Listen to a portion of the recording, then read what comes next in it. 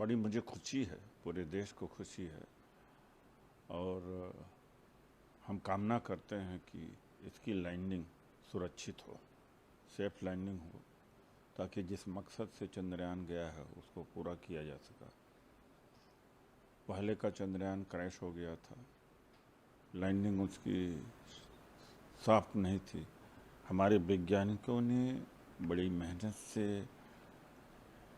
वो सारे इंतजाम किए हैं कि इस बार लैंडिंग इसकी सॉफ्ट होगी। जो मैंने अखबारों में भी पढ़ा और देखा टेलीविज़न पर कि जितना ही नज़दीक जा रहा, वैज्ञानिक हमारे बहुत सावधान हैं। इस बार लॉन्चिंग से ज़्यादा कहीं लैंडिंग पर ध्यान दिया गया है, तो उसकी गति को भी थोड़ा धीमा किया गया है ताकि वो सुरक्षित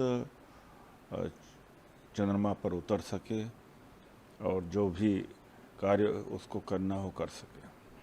सर, प्रधानमंत्री महत्वपूर्णता को देखते हुए जो है वर्चुअली वो जुड़ेंगे प्रोग्राम में, लैंडिंग के लाइव देखेंगे, कैसे देखते हैं?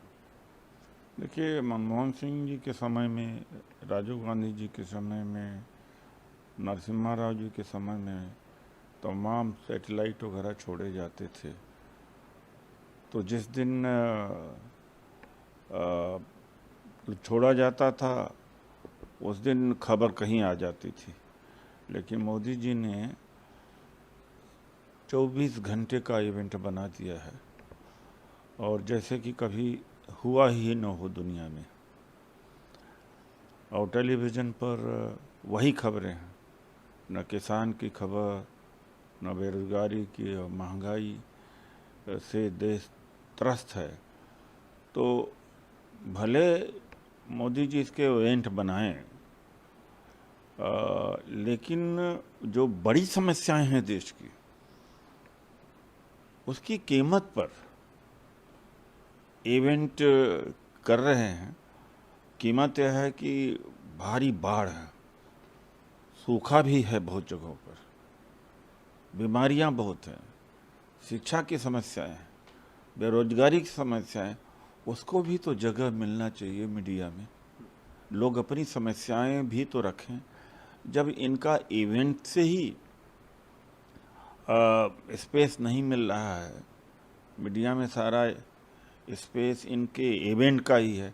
जोहानिसबर्ग में गए तो भी एक बहुत बड़ा इवेंट बना दिया कि जैसे कि कभी हुआ ही नहीं, और वहाँ भी जाके कह रहे हैं कि भारत दुनिया का विकास का इंजन होगा। हम चाहते हैं, और इसकी बुनियाद नेहरू जी ने रखी है।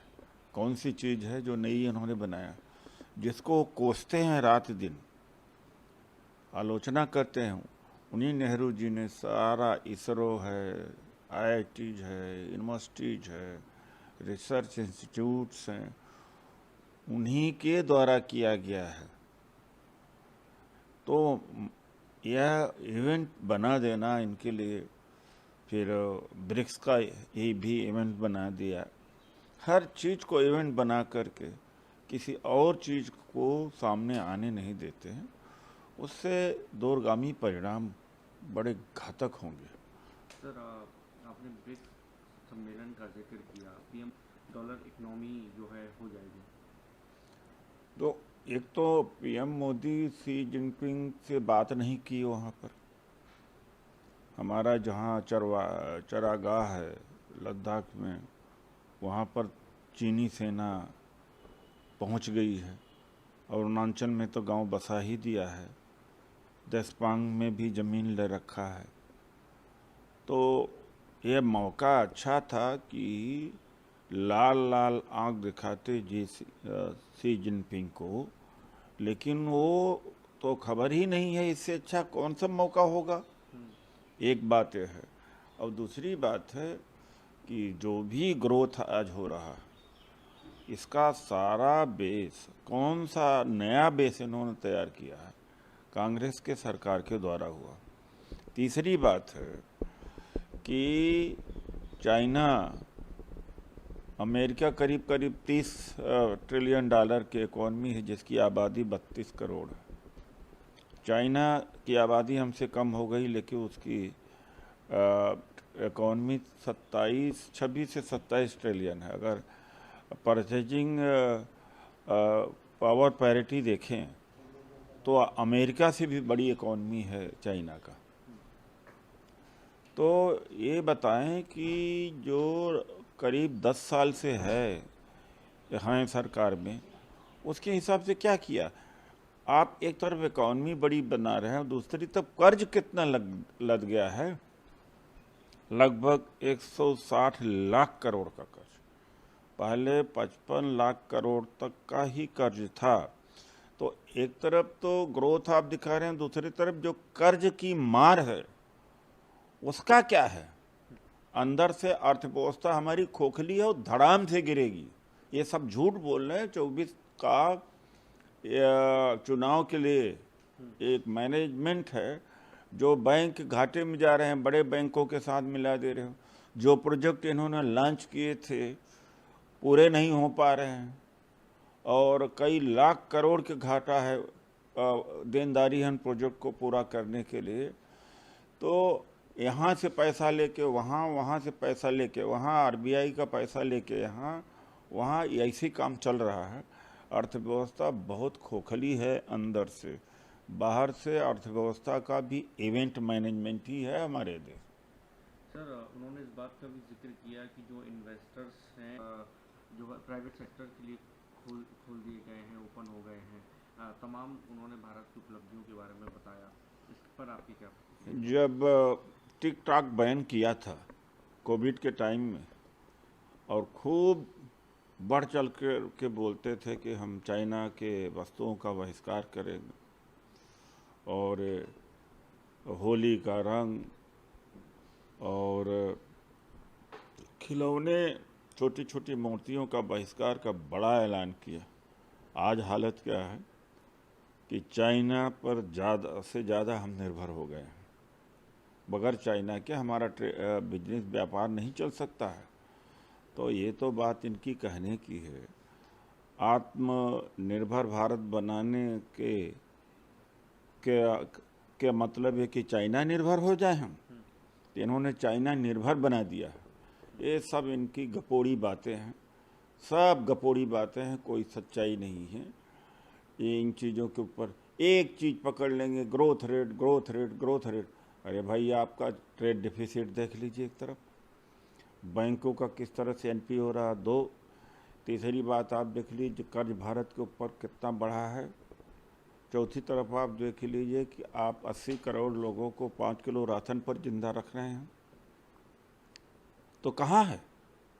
अनएम्प्लॉयमेंट बढ़ा है। तो इन्वेस्टमेंट अगर हमारे यहाँ बढ़ा है तो चाइना के ऊपर निर्भरता क्यों बढ़ रही है?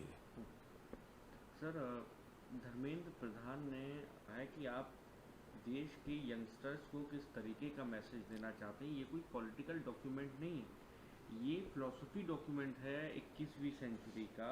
और ये जो न्यू एजुकेशन पॉलिसी है ये 2023 में इस्टेब्लिश नहीं हुई है, 2020 में जो है। इसमें कोई साइंटिफिक नहीं है। जो चीज़ पढ़ाई जानी चाहिए था उसको तो निकालते चले जा रहे हैं। और एनसीईआरटी ने जिस तरह से रिलेवेंट पोर्शन है, चाहे वो जाति का मामला हो, चाहे तमाम महापुरुषों की बात हो, या जो तर्क संगत यानी वैज्ञानिक जो चीज़ें थी उसको तो हटाते जा रहे हैं और उसमें पाखंड घुसाते जा रहे हैं। तो इनकी तो जो न्यू एजुकेशन पॉलिसी है उससे धर्मांधता और वैज्ञानिक सोच बढ़ेगी, जिससे समाज खराब होगा, देश की तरक्की के ऊपर असर पड़ेगा, साइंटिफिक टेम्परामेंट नहीं बन सकेगा, लोग लॉजिकल नहीं हो पाएंगे। तो इनकी कौन सी न्यू एजुकेशन पॉलिसी है? न्यू एजुकेशन पॉलिसी का व्यापारी लोग हावी हो जाएंगे। शिक्षा वैसे इतनी बड़ी महंगी होती जा रही है और महंगी हो जाएगी।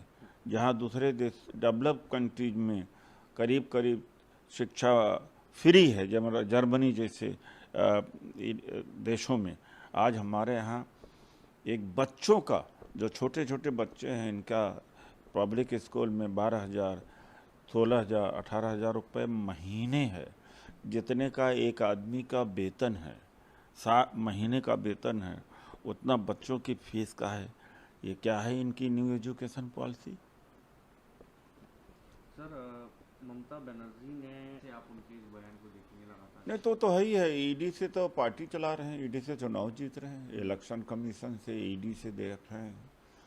और जो नहीं भी जाना चाहते हैं उनकी कोई कमजोरी होती है या वो कमज़ोर दिल के होते हैं तो ईडी के माध्यम से मार मार करके, रेड करके, परेशान करके बीजेपी के अंदर ले आ देते हैं, बीजेपी में शामिल करा देते हैं। तो इसीलिए तो इंडिया बना हुआ है।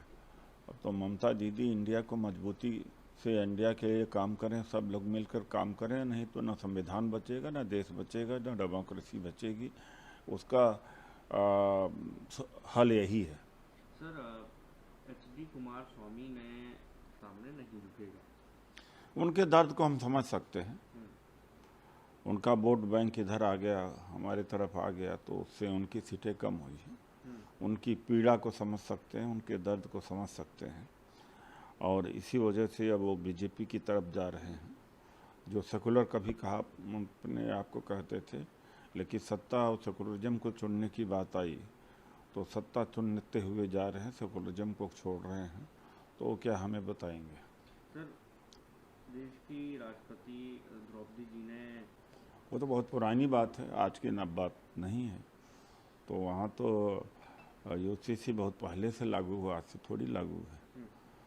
तो वहाँ की सोसाइटी ने बहुत पहले से किया है, और वहाँ पोर्चुगीज कल्चर रहा है, तो पोर्चुगीज कल्चर के हिसाब से वहाँ का सिविल कोड लागू हुआ है। सर कांग्रेस के नेता हैं अजीज कुरैशी, उन्होंने एक बयान दिया करते हैं ये बड़े शर्म की बात है, डूब मरने की बात है, और पीसीसी के दफ्तर में मूर्तियां बिठाते हैं, ये भी शर्म की बात है, मुझे कोई डर नहीं है यदि मुझे पार्टी से आप निकाल दें। अरे वो पार्टी में हैं कहाँ भाई? अजीज कुरैशी जी ऐसे तो मतलब कि करोड़ों लोग सदस्य हैं, कोई पोजीशन में नहीं है, कोई पदाधिकारी नहीं है, न किसी फैसले में शामिल हैं। उनकी बात को हम क्यों तवज्जो देंगे? उनकी बात व्यक्तिगत बात है, अब उसका हम जवाब नहीं देना चाहेंगे। और वो भी रिटायर्ड भी हो चुके हैं। तो अब इस तरह से अगर इस पैमाने से देखा जाए तो 9 करोड़ बीजेपी के में सदस्य हैं, 9 करोड़ में कोई एक कुछ बोल दे तो क्या बीजेपी को हम पकड़ लेंगे या कटघरे में खड़ा करेंगे? हम कटघरे में खड़ा उसी को करेंगे जो अहम पोस्ट पर है, जो ऑफिशियल वर्डिक्ट हो। ये कांग्रेस का कोई ऑफिशियल वर्डिक्ट नहीं है, और न इसके ऊपर हम कोई जवाब देना चाहते हैं। न वो जवाब तब देते हमारे जब नेता होते या ऑफिशियल पोजीशन पर होते।